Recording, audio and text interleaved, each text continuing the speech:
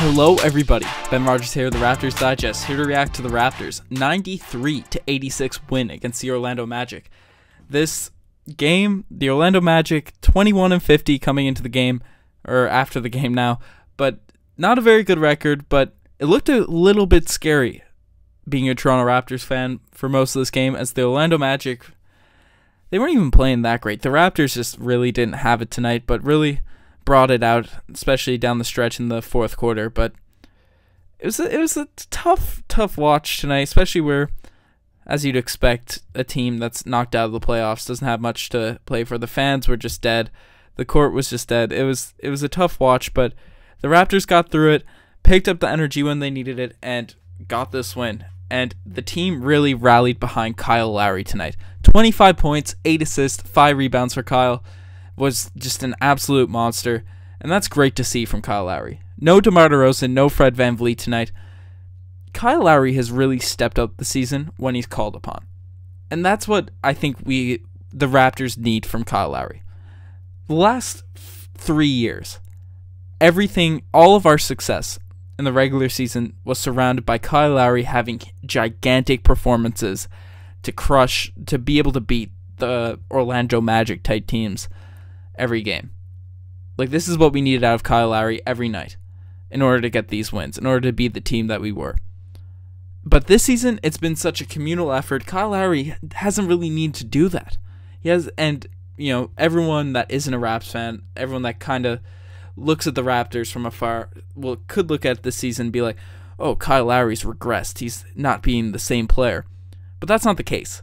It's just that he's not needed as much in these other games because he's letting DeMar, he's letting Fred, he's letting the bench mob, he's letting everyone else go to work, so he's not burnt out for the playoffs, so he's not overusing himself, so he hopefully, because it seems like every playoffs that we've had as Toronto Raptors, Kyle Lowry's been injured going into, and that can't happen if we want to beat the Cavs. We can't have an unhealthy Kyle Lowry. So nights like this, it just proves that he's still got his game. He can still put up those 25-point nights with 7 threes, but he just doesn't need to do it night in, night out. And hopefully this is the Kyle Lowry we get in the playoffs. I believe it is, because this is what this guy is capable of. Kyle Lowry's an absolute beast. And when he's healthy, that's the key. When Kyle Lowry's healthy, he can do this for your team. And I truly believe that this will be the Kyle Lowry we see in the playoffs, just because he has people to pass the ball to, and he won't be burnt out going to the postseason. But we'll have to wait and see. That's my take on it. A little bit of a sidetrack from this game, but love to see Kyle Lowry have a big night. But he was really the only starter that had it going tonight. Jonas, 9 points, 8 rebounds. Had a good first quarter, but after that, didn't do much at all. And Serge Ibaka, 13.6 rebounds, 2 blocks. Just a classic Serge game. Just mediocre. We had no DeMar, obviously, as I said tonight. So Malcolm Miller and OG got the start. We'll get into those guys later. But it was really the bench down the stretch of the game that helped out, and unsuspecting bench mob members that really took over, helped Kyle Lowry out, get this win. And we'll talk about first Bebe. Last game, Bebe came in for 6 minutes. We mentioned on the pod how he had a good impact on the game. Would love to see him come in again against when we were playing the Oklahoma City Thunder. And he earned the minutes. He got 17 minutes tonight. Minutes from last game. What he showed in the last game earned him minutes for tonight. Sorry, I'm stumbling on my words. But he only had 4 points, 4 rebounds, 2 blocks. But Bebe, he's so long. He's so long. He's always a threat when he's rolling to the basket. He's so big down in the paint, and he just has a really good basketball IQ. It's Jack always mentions his talent. I think his most impressive thing is just his ability to know what to do with the basketball and always being there for blocks. And that's something that's really valuable, especially from a third string center. So don't be surprised to see Lucas Nogueira get thrown out there this playoff season, because people don't know what to expect from this guy. There's not much tape on him. There's not much of anything. So if he goes out there, it could be a different look that the Raptors could throw at different teams, especially if you play like the Bucks that have such long players. It'd be a good matchup, especially where Yak is still a young player and doesn't have much experience under his belt. You never know how these guys will do when the stage is at its highest. I think Yak will be great, but Bebe I think he's a talented player, underrated. Norm, he was good tonight as well. Looked a lot more confident, still forcing the issue a little bit, but 10 points, 2 rebounds for Norm, 2 threes. Great to see that 3-point stroke falling. And people that follow the pod know, I think Norm is going to turn into Norm God again this postseason. Just my opinion. I think he does it every year. He's flying super under the radar this year with the bench mob being so crazy. I think, especially if OG is hitting this rookie wall, which we've seen. We'll get into OG, as I said, a little bit after, but I think Norm, obviously it's tough to play when you don't know how many minutes you're getting every night. It's not sure what's happening, and obviously he lost his starting position at the beginning of the year from underperforming, but I believe Norm plays the best when the lights are the brightest, and hopefully, I still got my conspiracy theory. He's coming off the bench, and he's going to absolutely annihilate teams in the postseason. That's my hope. We'll see if it happens. DeLon Wright also had a good game tonight, 10 points, 5 rebounds, 4 assists. He's been playing big as Fred's been out lately.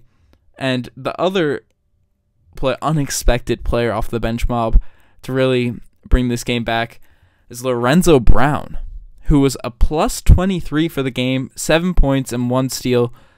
But Lorenzo Brown is another great player we have off the bench. He's tall like DeLon. He's got a nice stroke on him. Does a lot of good things. Can handle the ball. He tears it up in the G League. So look out for Lorenzo Brown. Not Lonzo Ball. Lorenzo Brown. Next season especially. When, Jerry Stackhouse just keeps feeding the Raptors these phenomenal players. Developing them like crazy. This is where we've gotten guys like Siakam, Norm, DeLon, Yak, Fred. Just keep feeding them, Jerry Stackhouse. We love getting an influx of talent. I don't know. This has been a very rambly podcast. This is a very weird watch for Raptors fans. We had that tough loss to Oklahoma City the weekend. We got the Cleveland coming up tomorrow night. I'm just happy that we got the win. That was the key from this game, getting the W and getting out of Florida. So we got the win. May as well go straight into the segments. Not too much more to break down about this game, but for tonight's DeGoat play of the day, the new name for the play of the day, DeGoat play. The GOAT play of the day goes to Siakam.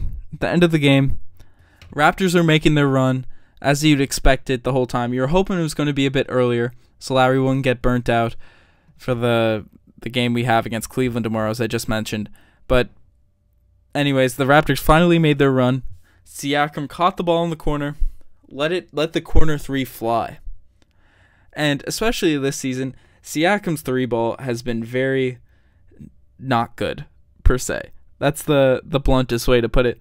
He hasn't been good from 3, but he splashed a corner 3 down the stretch, which, as a fan, you're holding your breath like, Siakam, no, yes! We knew you were going to make that. I guess that's what I was doing as watching this game, and that really iced the deal. So shout out to Siakam hitting those 3s.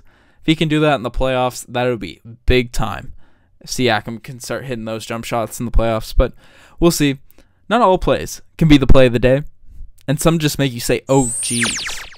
And tonight's OG's play of the game, we should turn it to plays of the game, because that's what it ends up being most nights. But it goes to the Orlando Magic. They got about 5 alley-oops in the first quarter. I guess it goes to the Raptors defense, because that was what was making me say, oh geez. But you can't let the Orlando Magic have 5 alley-oops. That's just really bad defense. Aaron Gordon also threw down a 360. It's pretty nice.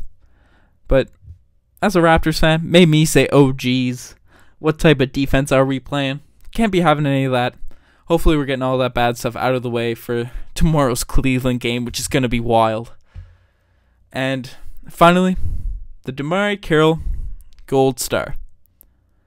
And tonight, the DeMarre Carroll Gold Star Award, it's going to the Orlando. We got 2. The first one, it's a bit memey. It's going to the Orlando Magic. Whenever I see watch us play the Orlando Magic, I get a little bit sad. You might hear it in my tone. in this pod, but seeing Bismack Biyombo not in a Raptors uniform. I know he's only with us for one season, but he left such an impact on the city, on the team. I want Biz back. I just want him back, but the Orlando Magic had to give him $18 million per year, $20 million per year. Come on, Orlando. You're tanking. Don't be giving I guess I'm happy Biz got his money, but I want Biz in Toronto. Guess that's how it goes. You guys are getting the DeMario Carroll Gold Star Award. And the second part of this DeMario Carroll Gold Star Award tonight, I hate to do it. He's one of my favorite players. But OG Anunoby. 0 points tonight. I told you guys we talk about him after. He took 2 shots. He took 2 shots tonight. Defenses weren't even guarding him. He only had 2 rebounds, 1 steal. I want to see a little bit more out of OG. He's going to be so good. We rave about OG every night, and he just wasn't really doing classic OG things tonight. You can deal with a poor box score. You can't judge OG off the box score, but he wasn't really doing the OG defensive stuff tonight. I know he's dealing with injuries. He's a rookie. He hit that rookie ball. He hit it about a month ago. Still hasn't really bounced back out of it. But I want to see it, especially going into the playoffs. OG really needs to perform if he's going to warrant that starting position in the playoffs. Obviously, I'm not discouraged about OG's development. The guy's 20 years old, 19 or 20, and he's going to be so good for the Raptors in the future. OG, our god. But I want to see a little bit more out of OG right now. Be a bit more confident with the three-point shot. Don't be so hesitant and afraid to put the ball on the floor. He's an athletic specimen, and he's a phenomenal three-point shooter. Those are 2 things that he is right now. And he can do it. You got to have the confidence to be able to do it. I don't know. I love me some OG.